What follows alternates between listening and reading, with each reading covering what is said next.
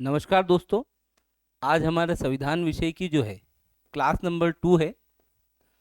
और जैसा कि मैंने आपको पहली क्लास में बताया था, संविधान का सिंहावलोकन के कैसे कैसे संविधान की परिपाटी शुरू हुई, भारत के संविधान के निर्माण से पहले कौन सी पूर्ववर्ती घटना हुई, कौन सी समितियां बनी, उन पे हमने बात करी थी। आज जो हम बात करने जा रहे हैं संविधान के प्रमुख अनुच्छेद। यहाँ से भी एक क्वेश्चन आपकी एग्जाम में फिक्स मान लीजिए आप, प्रमुख अनुच्छेद। तो कौन से वो अनुच्छेद है? आप सबको पता है कि जब संविधान बना था उस समय कुल 395 395 अनुच्छेद थे, और वर्तमान में इनकी संख्या जो है 445 से अधिक है। तो इतने अनुच्छेद है। अब इन सारे अनुच्छेद को तो हम याद कर नहीं सकते, पर कौन से महत्वपूर्ण है जो मैं आपको बोर्ड पे लिखता जाता हूँ, और इससे जुड़ी हुई कुछ हम डिस्कस करेंगे, ताकि आगे आने वाले पार्ट में जब ये चीज़ें रिपीट होगी तो 2 से 3 बार जब आप वीडियो को सुनेंगे देखेंगे तो ऑटोमेटिक चीज़ें आपकी क्लियर होती जाएगी। जैसे हम बात करते हैं, पहले इसको भाग में बांट देता हूँ मैं ताकि आपको ज़्यादा आसान हो। जैसे सबसे पहले बात करते हैं भाग 1 की, कि भाग 1 में कौन कौन से अनुच्छेद है। तो भाग 1 में 1 से लेकर 4 तक के अनुच्छेद हैं। 1 से 4 तक के अनुच्छेद का उल्लेख किसमें किया गया? भाग 1 में। और इसकी जो हेडिंग है या टाइटल है वो है भारत और राज्य क्षेत्र। भारत और राज्य क्षेत्र मतलब भारत के जो 28 राज्य हैं वर्तमान में, और 8 केंद्र शासित प्रदेश है। 28 राज्य और 8 केंद्र शासित प्रदेश, उनका उल्लेख जो है अनुच्छेद 1 से 4 के बीच में मिलेगा। जैसे अनुच्छेद 1 कहता है, आर्टिकल 1 क्या है? भारत अर्थात इंडिया, भारत अर्थात इंडिया राज्यों का संघ होगा, राज्यों का संघ होगा। इसका मतलब यह है कि अनुच्छेद 1 में भारत और इसके राज्यों का उल्लेख है। ये एकमात्र आर्टिकल है जब भारत अर्थात इंडिया शब्द प्रयोग किया गया है। ठीक है। इसी अनुच्छेद में हमको 28 राज्य और 8 केंद्र शासित प्रदेश का उल्लेख मिलता है। तो अनुच्छेद 1 भारत अर्थात इंडिया राज्यों का संघ होगा। फिर अनुच्छेद 2, इसमें लिखा है नए राज्यों का, नए राज्यों का प्रवेश, नए राज्यों का प्रवेश की भारत क्षेत्र में जो नए हिस्से हैं या जो नए क्षेत्र शामिल होने जा रहे हैं उनके बारे में इसमें लिखा हुआ है। जैसे इसमें आपको ध्यान रखना है कि सिक्किम, सिक्किम का जो प्रवेश हुआ है वो आर्टिकल 2 के तहत हुआ है। और ये 1975 में, 1975 में, मतलब 1975 से पहले सिक्किम जो है भारत का हिस्सा नहीं था। 36वें संविधान संशोधन के द्वारा 1975 में अनुच्छेद 2 के तहत सिक्किम को भारत में शामिल किया गया। फिर आता अनुच्छेद 3, जिसमें लिखा है नए राज्यों का गठन, नए राज्यों का गठन के अनुच्छेद 3 के तहत नए राज्यों का गठन। अब नए राज्यों का गठन कैसे होता है कि यदि संसद चाहे तो राष्ट्रपति की पूर्वानुमति से नए राज्य का गठन कर सकती है। नए राज्य में क्या होता है, एक राज्य से 2 राज्य बनाए जा सकते हैं, या 2 से अधिक राज्यों से मिलकर एक राज्य बनाया जा सकता है। तो इस तरह से नए राज्यों का गठन जो है अनुच्छेद 3 के तहत होता है। फिर हम पढ़ते हैं भाग 2। अब भाग 2 जो है इसमें अनुच्छेद जो शामिल होते हैं दोस्तों वो होते हैं 5 से 11 तक। 5 से 11 तक के अनुच्छेद है, और इसका जो टाइटल या हेडिंग है वो है नागरिकता। अब नागरिकता संबंधी प्रावधान जो है किसमें? भाग 2 में है, और अनुच्छेद है 5 से 11। इसमें ये ध्यान रखना है कि भारत की जो नागरिकता है एकल नागरिकता है। कैसी है? एकल नागरिकता। और ये हमने किस देश से ग्रहण करी है? अगर आपसे क्वेश्चन पूछा जाए तो ब्रिटेन से या इंग्लैंड से। तो भारतीय नागरिकता का प्रकार जो है कैसा है? एकल नागरिकता, ब्रिटेन से। इसमें 5 से लेकर 11 तक के अनुच्छेद हमें याद नहीं रखना है। इसमें सबसे पहले ये याद रखना है कि नागरिकता, जो भारतीय नागरिकता है, कितने प्रकार से प्राप्त होती है। तो भारतीय नागरिकता प्राप्त करने के जो 5 प्रकार है, 5 प्रकार। पहला कैसे? जन्म से। हम सब लोग जो 26 जनवरी 1950 के बाद भारत में जन्मे हैं, हम सब की नागरिकता भारतीय नागरिकता है किस आधार पर? जन्म से। दूसरा है वंशानुगत। वंशानुगत का मतलब ये दोस्तों कि हमारे जन्म के समय या हमारे माता पिता कोई जो भारतीय मूल के हैं और किसी व्यक्ति का जन्म विदेश में होता है तो वंश के आधार पर भारतीय नागरिकता की वो मांग कर सकता है, उसको कहेंगे वंशानुगत। तीसरा जो आता है आपका देशीकरण। देशीकरण का मतलब ये है कि यदि कोई विदेशी व्यक्ति लगातार 10 वर्षों तक बिना अपने देश गए भारत में रहता है और उसके आचार विचार भारत के प्रति अच्छे हैं तो भारतीय नागरिकता को प्राप्त कर सकता है। फिर आता है रजिस्ट्रेशन या पंजीकरण। पंजीकरण का मतलब दोस्तों ये है कि यदि कोई व्यक्ति भारतीय मूल की महिला या पुरुष से विवाह करता है तो पंजीकरण के आधार पर भारतीय नागरिकता की मांग को रख सकता है। और लास्ट है आपका अर्जित क्षेत्र।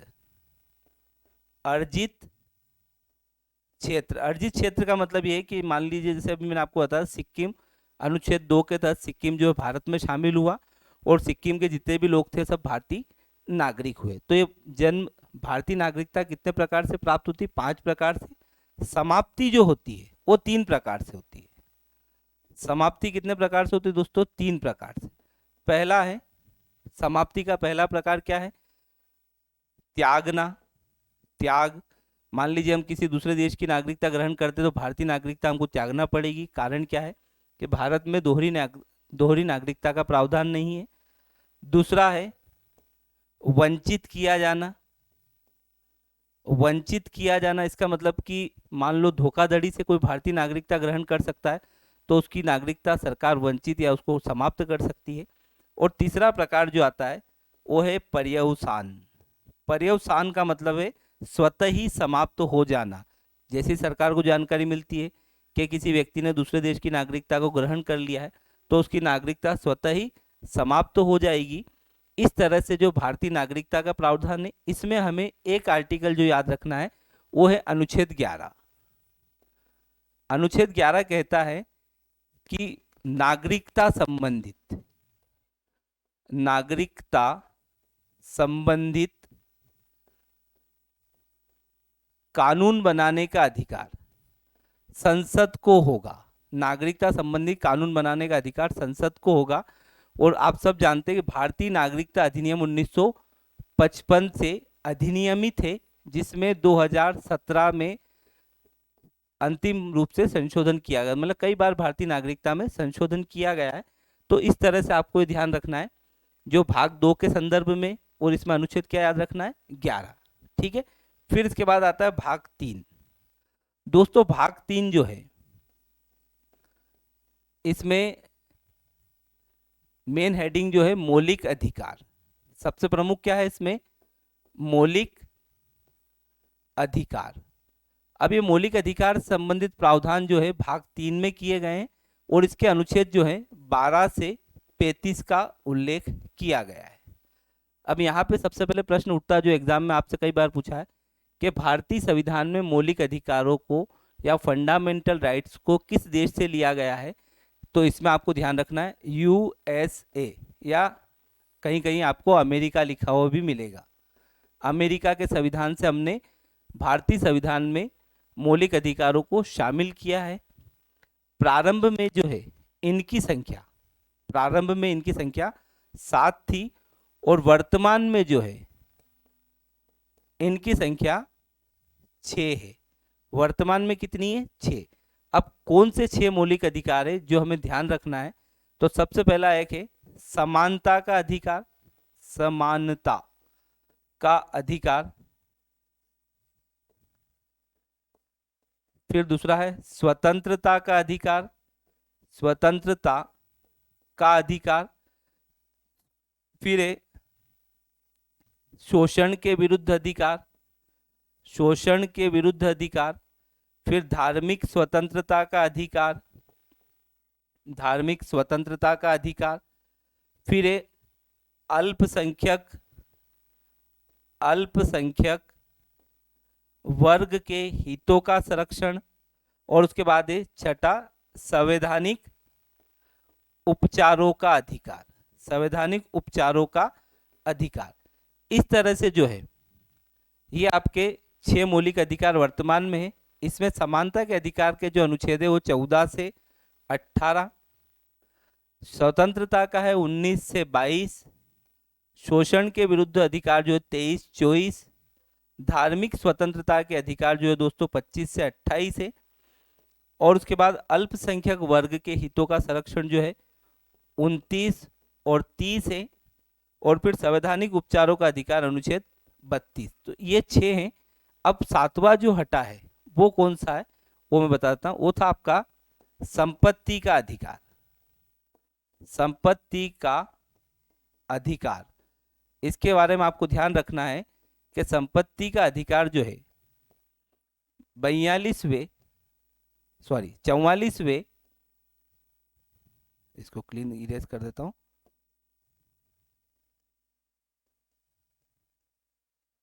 संपत्ति के अधिकार को जो है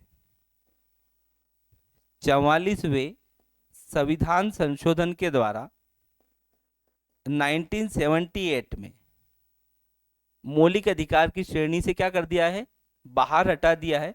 ये था अनुच्छेद 19 एफ में लिखा हुआ था एक तो, और एक था अनुच्छेद 31। तो इन दोनों को मौलिक अधिकार की श्रेणी से हटाकर कहाँ रखा है, 300 ए में प्रतिस्थापित किया है, जहां पर इसे कहते हैं संपत्ति का अधिकार। एक वैधानिक अधिकार है, संवैधानिक अधिकार है, पर क्या नहीं है, मौलिक अधिकार नहीं। तो ये आर्टिकल जो है मौलिक अधिकारों में आते हैं। अब एक एक पे हम बात करते हैं। जैसे सबसे पहले बात करते हैं स्वतंत्रता। अब स्वतंत्रता के अधिकार में आपको, जैसा मैंने आपको बताया है कि 14 से 18, स्वतंत्रता से पहले समानता, जैसे पहला है समानता का अधिकार, समानता का अधिकार। तो 14 से 18 तक के जो अनुच्छेद है इनमें एक बात की है कि जो भी आप पढ़ेंगे या जो भी आपको पढ़ के समझ में आएगा, इक्वलिटी की बात की जाएगी। इक्वलिटी मतलब कि सबको एक दृष्टि से देखना। जैसे अनुच्छेद 14 है, 14 कहता है विधि के समक्ष समता, विधि के समान संरक्षण। इसका मतलब ये है कि कानून की दृष्टि, विधि के समक्ष समता मतलब कानून की दृष्टि में सब एक जैसे हैं, किंतु कुछ लोगों को विधि के समान संरक्षण, कुछ लोगों को जो है संरक्षण दिया गया है। तो ये समानता की बात। दूसरा है अनुच्छेद 15, जो कहता है किसी भी व्यक्ति को जाति, धर्म, मूल वंश, लिंग और जन्म स्थान के आधार पर विभेदीकृत नहीं किया जाएगा। विभेदीकृत मतलब भेदभाव नहीं किया जाएगा। यह भी समानता की बात हुई। फिर 16 जिसमें लिखा है अवसर की समानता।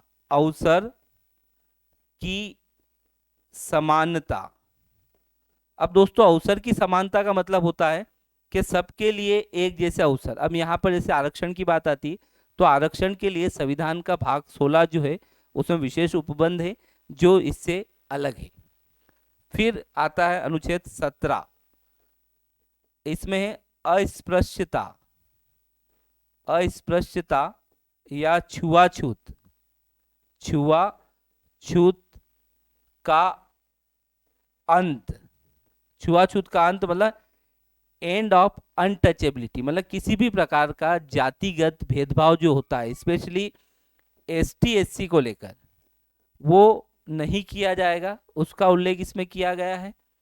फिर आता अनुच्छेद 18 जिसमें लिखा है उपाधियों का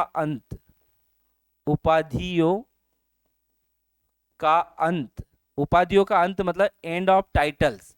किसी भी प्रकार से सरकारी पद पर आसीन व्यक्ति अपने नाम के आगे उपाधि का प्रयोग नहीं कर सकेगा। केवल शैक्षणिक और सैन्य क्षेत्र, मतलब जो आर्मी और एजुकेशन से जुड़े हुए डिपार्टमेंट है, इनको छोड़कर व्यक्ति अपने नाम के आगे उपाधि नहीं लगाएगा।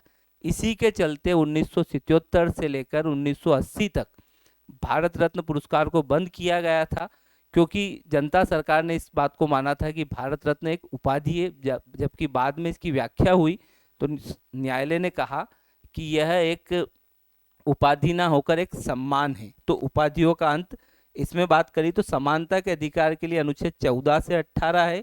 आपको अगर कहीं भी मान लीजिए बड़ा कोई गैप है और आप आर्टिकल नहीं पहचान पा रहे, तो आप इस चीज को ध्यान रखें, केवल समानता को, कि समानता की बात कहाँ हो रही, जिस अनुच्छेद में समानता की बात हो रही है वो 14 से 18 के बीच का है। फिर आता है स्वतंत्रता का अधिकार, दूसरा मौलिक अधिकार है स्वतंत्रता का अधिकार। अब स्वतंत्रता के अधिकार में जो अनुच्छेद आते हैं वो 19 से लेकर 22 तक के अनुच्छेद आते हैं। और अनुच्छेद 19 जो है ये है अभिव्यक्ति की स्वतंत्रता। अभिव्यक्ति की स्वतंत्रता, इसका मतलब है कि राइट टू एक्सप्रेशन, अपने आप को एक्सप्रेस करना है, अभिव्यक्त करना है, किस तरीके से करना है उसमें 19 ए से लेकर जी तक के आर्टिकल लिखे हुए हैं, सभी आपको याद नहीं रखना। जैसे इसमें आपको सबसे महत्वपूर्ण क्या है, प्रेस की स्वतंत्रता, प्रेस की स्वतंत्रता। फिर उसके बाद आरटीआई, राइट टू इंफॉर्मेशन, सूचना पाने का अधिकार। और तिरंगा, तिरंगा फहराने का अधिकार जो है आपको अनुच्छेद 19 में दिया गया है, 19(1)(a) में दिया गया है। इसके अलावा आप संघ बना सकते हैं, सम्मेलन का आयोजन कर सकते हैं, व्यापार वाणिज्य की स्वतंत्रता है, व्यापार वाणिज्य की स्वतंत्रता। केवल क्या नहीं है तो आपको ध्यान रखना, अनुच्छेद 19(f) नहीं है जो था संपत्ति का अधिकार। इसके बारे में हमने लिखा है कि 44वें संविधान संशोधन के द्वारा 1978 में से मौलिक अधिकार की श्रेणी से हटाकर कहाँ पे रख दिया गया है, तो अनुच्छेद 300(a) में रख दिया गया है। और ये क्या है, आपका एक वैधानिक अधिकार बना है। फिर इसके बाद आता है अनुच्छेद 20। अनुच्छेद 20 कहता है दोहरे दंड का निषेध, दोहरे दंड का निषेध। अब दोहरे दंड का निषेध का मतलब होता है कि एक व्यक्ति को एक अपराध के लिए केवल एक ही बार सजा दी जाएगी, उसको 2 बार सजा नहीं दी जा सकती है। जैसे मान लीजिए जिस व्यक्ति ने जब अपराध किया और उस समय जो कानून होगा उसी के तहत सजा देंगे, अगला कानून बनाकर सजा नहीं दे सकते, क्योंकि इसमें एक आच्छादन का सिद्धांत, आच्छादन का सिद्धांत लागू होता है। डॉक्ट्रिन ऑफ इक्लिप्स कहते हैं ग्रहण का सिद्धांत, अनुच्छेद 20 का पार्ट है। इसमें तो एक अपराध के लिए एक ही बार सजा दी जाएगी। फिर अनुच्छेद 21 आता है जिसमें लिखा है प्राण एवं दैहिक स्वतंत्रता, दैहिक स्वतंत्रता।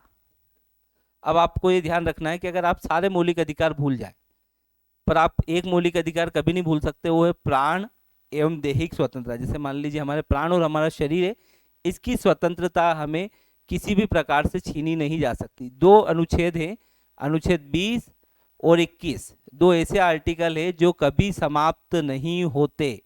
मतलब आप कुछ भी कर ले, देश में किसी प्रकार की इमरजेंसी लगी हो, कौन से 2 मौलिक अधिकार है जो समाप्त नहीं होते, तो आपको ध्यान रखना 20 और 21। प्राण एवं दैहिक स्वतंत्रता में जो इसका विस्तार है वो एक तरह से क्या है, स्वच्छ पर्यावरण, स्वच्छ पर्यावरण को बनाए रखना, हथकड़ी ना पहनाना, फोन टैपिंग नहीं करना, फोन टैपिंग नहीं करना, इस तरह से जो है इसमें कई ऐसे क्लॉजेज हैं जो शामिल है। मतलब आपके प्राण और देह को अगर कहीं खतरा लगता है तो आप सीधा का सीधा सुप्रीम कोर्ट जा सकते हैं। वास्तविकता मौलिक अधिकार क्या है कि जब इनका उल्लंघन होता है तो व्यक्ति प्रत्यक्ष रूप से या अपने किसी माध्यम से सुप्रीम कोर्ट जा सकता है, जो अनुच्छेद 32 में हम पढ़ेंगे संवैधानिक उपचारों के तहत। फिर इसके बाद दोस्तों आता है अनुच्छेद 21(a). 21(a) में लिखा है कि 6 से 14 वर्ष के बच्चों को बच्चों को अनिवार्य एवं निःशुल्क शिक्षा दी जाएगी सरकार के द्वारा। और ये जो है सरकारी स्कूलों के माध्यम से शिक्षा का प्रावधान है, इसे 86वें संविधान संशोधन के द्वारा, 86वें संविधान संशोधन के द्वारा 2002 में जोड़ा गया। ये आप आपकी एग्जाम के पर्पज से थोड़ा ध्यान रखिए कि अनुच्छेद 21 ये क्या है। तो ये 6 से 14 वर्ष के बच्चों को अनिवार्य एवं निःशुल्क शिक्षा का प्रावधान है और इसे 86वें संविधान संशोधन 2002 में जोड़ा गया था। फिर आता है अनुच्छेद 22 जिसमें लिखा है गिरफ्तारी के विरुद्ध संरक्षण। गिरफ्तारी के विरुद्ध संरक्षण का मतलब ये है कि जिस व्यक्ति को गिरफ्तार किया है उसको कारण बताया जाएगा, 24 घंटे के अंदर जिला मजिस्ट्रेट के सामने प्रस्तुत किया जाएगा, अपने पसंदीदा व्यक्ति से उसको बात करने की अनुमति है। इसके अलावा उसकी गिरफ्तारी के में जो है यात्रा का समय नहीं जोड़ा जाएगा। तो इस तरह से ये अनुच्छेद 22 है। फिर आता है दोस्तों आपका शोषण के विरुद्ध अधिकार। तो शोषण के विरुद्ध अधिकार जो है ये आपका तीसरा मौलिक अधिकार है और इसमें अनुच्छेद 23 और 24 को शामिल किया गया। जैसे अनुच्छेद 23 कहता है बलात् श्रम निषेध, बलात् श्रम निषेध या बेगार निषेध। बेगार, बलात् श्रम और बेगार का मतलब ये होता है कि किसी को आप जबरन काम नहीं करवा सकते, चाहे उसको आप पैसे दें पर जबरन काम नहीं करवाया जाएगा। और बेगार मतलब बिना मजदूरी के काम नहीं करवाया जाएगा। ये आपका अनुच्छेद जो है 23 में लिखा हुआ है। और 24 में लिखा है बाल श्रम निषेध। बाल श्रम निषेध, बाल श्रम निषेध का मतलब ये है दोस्तों कि जो 14 वर्ष से कम आयु के बच्चे हैं उनको किसी भी प्रकार के उद्योगों में काम करने की मनाही है या रोक है, वो किसी प्रकार से वहाँ पे काम नहीं करने दिया जाएगा। फिर आता है जो आपका अगला मौलिक अधिकार, धार्मिक स्वतंत्रता का अधिकार। धार्मिक स्वतंत्रता का अधिकार ये आपका 25 से लेकर 28 तक के अनुच्छेद में लिखा है। इन चारों आर्टिकल में 25, 26, 27, 28 में धर्म के बारे में या उसके स्वतंत्रता के बारे में ही उल्लेख किया गया है। तो जैसे यहाँ पर लिखा है अनुच्छेद 25 जिसमें लिखा है धर्म की स्वतंत्रता, स्वतंत्रता या इसको हम कहेंगे अंतःकरण, अंतःकरण की स्वतंत्रता। अंतःकरण की स्वतंत्रता मतलब कोई भी व्यक्ति जिस धर्म को चाहे उस धर्म को मान सकता है, उसकी उपासना कर सकता है, किसी प्रकार की कोई रोक टोक नहीं होगी। तो अंतःकरण की स्वतंत्रता या धर्म की स्वतंत्रता। फिर आता है अनुच्छेद 26 धार्मिक मामलों में प्रबंधन की स्वतंत्रता। प्रबंधन का मतलब कि आप आपके धर्म से जुड़े हुए संस्थानों के लिए मैनेजमेंट कर सकते हैं, उनको जैसे चाहे वैसे आप संचालित कर सकते हैं। फिर 27 आता है करों की उगाही की स्वतंत्रता। करों की उगाही, करों की उगाही का मतलब ये है कि अगर आप कोई धार्मिक संस्थान चलाते हैं तो आपके धर्म के लिए चंदा टैक्स कलेक्ट कर सकते हैं, उसके लिए कोई रोक टोक नहीं है। फिर आता अनुच्छेद 28 जिसमें लिखा है कि राज्य द्वारा वित्त पोषित, राज्य द्वारा वित्त पोषित शैक्षणिक संस्थानों में धार्मिक शिक्षा नहीं दी जाएगी। राज्य द्वारा वित्त पोषित शैक्षणिक संस्थानों में धार्मिक शिक्षा नहीं दी जाएगी। फिर आता है अगला जो है अगला मौलिक अधिकार अल्पसंख्यक वर्ग के हितों का संरक्षण। अब अल्पसंख्यक वर्ग के हितों का संरक्षण जो है अनुच्छेद 29 और 30 में है। इसके बारे में आपको 1, 2, 29, 30 जानने की जरूरत नहीं, आप सीधा ये जान सकते हैं कि इनके शिक्षा, संस्कृति, भाषा और लिपि संबंधी अधिकार जो है वो अनुच्छेद 29 और 30 में दिए गए हैं। जैसे भाषा, संस्कृति और लिपि का जो अधिकार है वो अनुच्छेद 29 में है, और शिक्षा संबंधी जो अधिकार है वो अनुच्छेद 30 में दिया गया है। फिर इसके बाद अनुच्छेद 31 का मैंने आपको बताया कि ये संपत्ति का अधिकार था, समाप्त हो चुका है। तो अनुच्छेद अब फिर आता है आपका 32, जो आपका एक ऑलरेडी मौलिक अधिकार भी है, और इसकी हेडिंग है संवैधानिक उपचारों का अधिकार, संवैधानिक उपचारों का अधिकार। और इसी के तहत व्यक्ति मौलिक अधिकारों के उल्लंघन पर सुप्रीम कोर्ट डायरेक्ट जा सकता है, और जब व्यक्ति सुप्रीम कोर्ट जाता है तो सर्वोच्च न्यायालय के द्वारा 5 प्रकार की रीटें जारी की जाती, जिसमें है बंदी प्रत्यक्षीकरण, दूसरा है परमादेश, उत्प्रेषण, फिर है अधिकार प्रच्छा,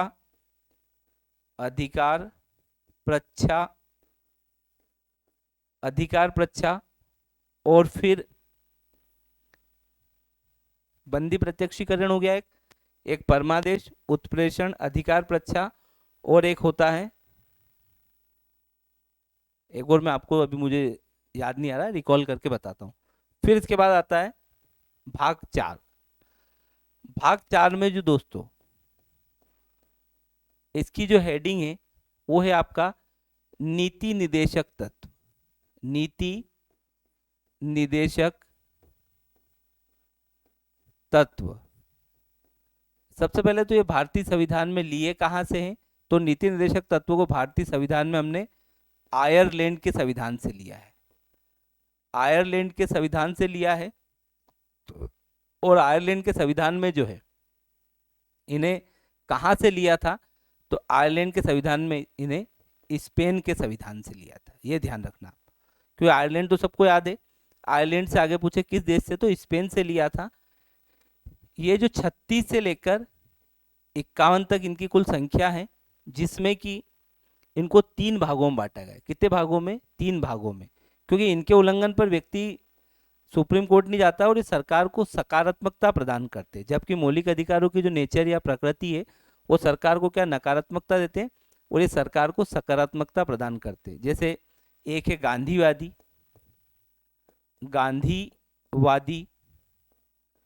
दूसरा है बौद्धिकवादी,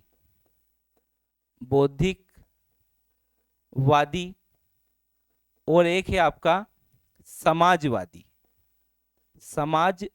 इस तरह से इनको 3 भागों में बांटा गया है। और कौन कौन से प्रमुख है वो हमको ध्यान रखना है। सारे आर्टिकल हम याद करना भी नहीं है, क्योंकि आपका जो सिलेबस जो है उसमें पूरे आर्टिकल आपको नहीं पूछे जाएंगे। तो यहाँ पर जैसे सबसे पहले अपन याद रख सकते हैं 39A में लिखा है निशुल्क विधिक सहायता। निशुल्क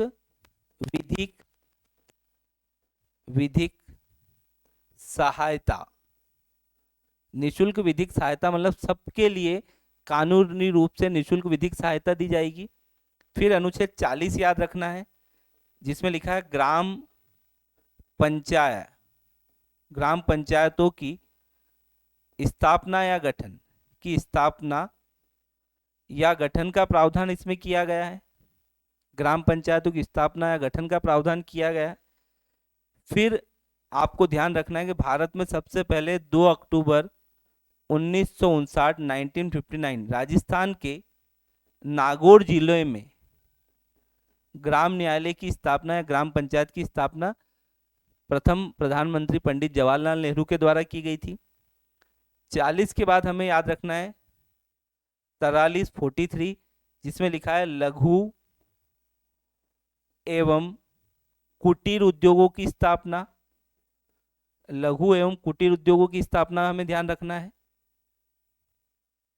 फिर इसके बाद जो है आर्टिकल 44 जिसमें लिखा है समान नागरिक संहिता। समान नागरिक संहिता का मतलब है यूनिफॉर्म सिविल कोड, सबके लिए एक जैसे कानून का प्रावधान है, जो केवल अभी भारत के एक ही राज्य गोवा में यूनिफॉर्म सिविल कोड लागू है। गोवा में फिर आर्टिकल आता है आपका 45, जिसमें एसटी एससी के हितों का संरक्षण की बात की गई है। एसटी एससी के हितों का संरक्षण, ये अपने को ध्यान रखना है। फिर 46, जिसमें लिखा है 0 से 6 वर्ष के बच्चों को अनिवार्य एवं निःशुल्क शिक्षा दी जाएगी। किसके माध्यम से? तो आंगनवाड़ी के माध्यम से। फिर 48, पर्यावरण संरक्षण की बात की गई है। पर्यावरण संरक्षण की बात की गई है। फिर आर्टिकल 50 याद रखना अपने को, जिसमें कार्यपालिका का न्यायपालिका से पृथकीकरण की बात की गई है। न्यायपालिका से पृथकीकरण की बात की गई है। कार्यपालिका का न्यायपालिका से पृथकीकरण की बात की गई है। और फिर आता है 51, जिसमें हमें जो 51 इतना महत्वपूर्ण नहीं है, इसलिए अब हम इसके बाद अगला जो भाग पढ़ते हैं वो पढ़ते हैं भाग 4 का या 4A, जिसमें लिखा है मूल कर्तव्य, या इसको हम कहेंगे फंडामेंटल ड्यूटीज। और ये हमने कहाँ से लिया है? रूस से। संविधान के अनुच्छेद 51A में 51A में प्रारंभ में 10 मूल कर्तव्य थे। कितने थे? 10 मूल कर्तव्य थे। और 11वां मूल कर्तव्य जो है वो हमारा जोड़ा गया 2002 में 86वें संविधान संशोधन के द्वारा, जिसमें कहा गया कि 6 से 14 वर्ष के बच्चे के माता पिता जो है बच्चों को स्कूल जाने के लिए प्रेरित करें। तो इस प्रकार से ये 11 मौलिक कर्तव्य हुए। अब इन मूल कर्तव्य को हमने रूस से लिया है। किस समिति की अनुशंसा पर? सरदार स्वर्ण सिंह समिति की अनुशंसा पर। और ये कब जोड़े गए? 42वें संविधान संशोधन 1976 में। और वर्तमान में इनकी संख्या कितनी है? तो 11 है। ये हमें ध्यान रखना है। तो दोस्तों आज की क्लास में इतने ही आर्टिकल। इससे जो आगे के आर्टिकल जो है हम अगली क्लास में करेंगे। और आप इस वीडियो को इत्मीनान से देखिए। आपके क्वेश्चन बिल्कुल संविधान में कोई बाहर नहीं जाने वाला, ना भूगोल में। जहाँ भी आपको डाउट आता आप सर से मैसेज करके बात कर सकते हैं, मैं आपके डाउट को क्लियर कर दूंगा। आप केवल वीडियो को 2 से 3 बार देखें और इत्मीनान से इन चीज़ों को सुने। ऐसे कैसे एग्जाम में आपको क्वेश्चन छपे हुए मिलेंगे। जैसे अगर आपके दिमाग में मूल कर्तव्य क्या है तो इनको मोर पढ़ेंगे, पर पहले एक बार आर्टिकल है तो थोड़ा थोड़ा हम इसका इंट्रोडक्शन करते हुए जो एग्जाम में क्वेश्चन आते हैं पहले उन पर बात कर रहे हैं। आज के लिए इतना ही। धन्यवाद दोस्तों।